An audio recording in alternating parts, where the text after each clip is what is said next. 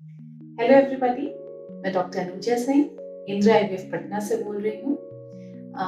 आज हम बात करेंगे कि कोई भी दंपति कंसीव क्यों नहीं करते हैं। इसको जानने से पहले आपको ये जानना होगा कोई भी कैसे कंसीव करते हैं, नॉर्मल प्रेगनेंसी कैसे होती है। तो आप ये जानते ही होंगे कि हर महिला में एक यूट्रस, जिसको हम बच्चेदानी के नाम पे भी जानते हैं, वो या गर्भाशय के नाम से हम कहें, एक गर्भाशय होती है और उससे लगे होते हैं दो ट्यूब, जिसको हम फैलोपियन ट्यूब कहते हैं, और उससे लगे होते हैं दोनों ओर एक एक अंडाशय। हर महीने हर महिला का दोनों में से एक अंडाशय में से एक अंडा बनना शुरू होता है। जब पक के वो फट जाता है तो महिला के फैलोपियन ट्यूब में आता है। उसी समय यदि संभोग स्थापित होता है तो पुरुष के वीर्य से जो शुक्राणु निकलते हैं वो महिला की योनि में डिपॉजिट होते हैं। वहां से वो गर्भाशय में जाती है। गर्भाशय में जाते हुए फिर वो ट्यूब में जाती है, जहाँ एक अंडे और शुक्राणु का मिलन होता है, जिसको हम फर्टिलाइजेशन कहते हैं। और उसी से एम्ब्रियो की उत्पत्ति होती है, जो आप सोचें कि इंसानी बच्चे के पहला रूप। अब यहीं पे 2 सेल से ये 4 सेल, 4 सेल से ये 8 सेल, 8 से 16 सेल बदलते रहते हैं और धीरे धीरे करके ये गर्भाशय में 3 से 5 दिन में आ जाते हैं और वहीं जाके चिपक जाते हैं और वहीं पे ये 9 महीने का सफर तय करते हैं। वहीं इंसानी बच्चे का जो डेवलपमेंट होता है वो वहीं पर होता है। अब तो आप समझ ही गए होंगे कि नॉर्मली कंसीव कैसे कर रहे हैं। तो हमें क्या जरूरी है नॉर्मली कंसीव करने के लिए, कि जो पुरुष के शुक्राणु हैं उनकी मात्रा सही हो, मॉर्फोलॉजी सही हो, और उसमें मोटिलिटी हो, गतिशीलता हो। तो ये सब को चेक करना जरूरी है। उनकी बच्चेदानी, दूसरी चीज है कि उनकी महिला की बच्चेदानी सही हो, उनकी फैलोपियन ट्यूब सही हो और उनके सही समय पर अंडे पक रहे हो, फूट रहे हो। ये 4 चीजों के बारे में यदि हम पता लगा लें तो नेचुरली हमें पता लग जाएगा कि वो कंसीव क्यों नहीं कर रहे। तो सबसे इम्पोर्टेंट चीज है कारण का पता लगाना। कोई भी ट्रीटमेंट आप करते हो तो सबसे इम्पोर्टेंट है कारण। ये जो कारण का पता लगाना है वो हम सिंपल टेस्ट से कर सकते हैं। सबसे पहले हस्बैंड का सीमेन एनालिसिस।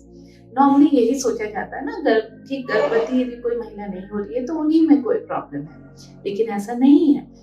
ये देखा गया है साइंस में कि 40% जो कॉज है वो पुरुषों के कारण होता है, 40% कॉजेस में महिलाओं में प्रॉब्लम देखी गई है और 20% अनएक्सप्लेन रहता है या दोनों में कोई प्रॉब्लम होने के कारण कंबाइंड फैक्टर्स रहते हैं। तो सबसे पहले इसलिए टेस्ट किया जाता है तो हस्बैंड्स का सीमेन एनालिसिस, जिसमें हम ये देखते हैं कि उसकी गतिशीलता कैसी है, अमाउंट कैसा है, मोटिलिटी कैसी है और उसका आकार विकार कैसा है। इसमें तो कहीं डिफेक्ट नहीं है जिसके कारण प्रेगनेंसी नहीं हो रही है।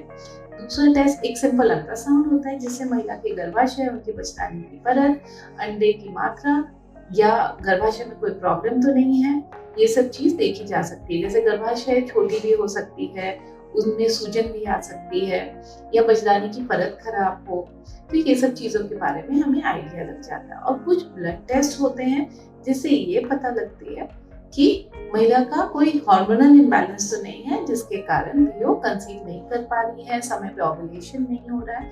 तो सबसे पहले इम्पोर्टेंट चीज जो मैंने आपको यही बताई कि बहुत भारी भरकम टेस्ट की जरूरत नहीं है। कुछ ब्लड टेस्ट, अल्ट्रासाउंड और हस्बैंड का सीमेन एनालिसिस और ट्यूब की जांच है, चाहे आप सोनोग्राफी से कराइए, लैप्रोस्कोपी से, डायग्नोस्टिक लैब से कराइए, एचएसजी से कराइए। इन सब चीजों से आपको पता लग जाएगा कि प्रॉब्लम कहाँ पर है, तो उसी के हिसाब से आपका ट्रीटमेंट हो सकता है। इसलिए सबसे पहले ये जानना जरूरी है कि कॉज क्या है, और ये जानने के लिए आपको सही डॉक्टर के पास जाना जरूरी है।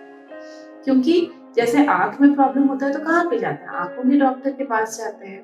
सिर में प्रॉब्लम होता है तो न्यूरोलॉजिस्ट होते हैं उसके पास जाते हैं। स्किन का प्रॉब्लम है तो स्किन स्पेशलिस्ट के पास जाते हैं। वैसे ही निसंतानता का प्रॉब्लम है तो कोई अच्छी इनफर्टिलिटी स्पेशलिस्ट के पास आप जाइए, अपना कारण का पता लगाइए और कारण के अनुसार आपको बहुत सारे ट्रीटमेंट मोडालिटीज आजकल अवेलेबल है।